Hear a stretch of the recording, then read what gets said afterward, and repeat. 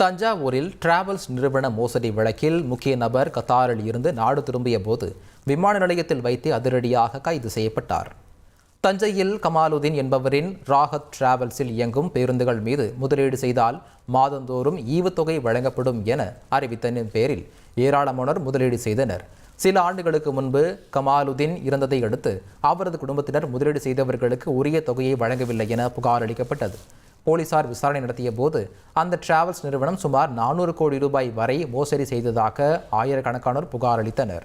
இதனையடுத்து கமாலுதீனின் மனைவி, சகோதரர் உட்பட்ட 13 பேர் கடந்த 2021ஆம் ஆண்டு கைது செய்யப்பட்டனர்.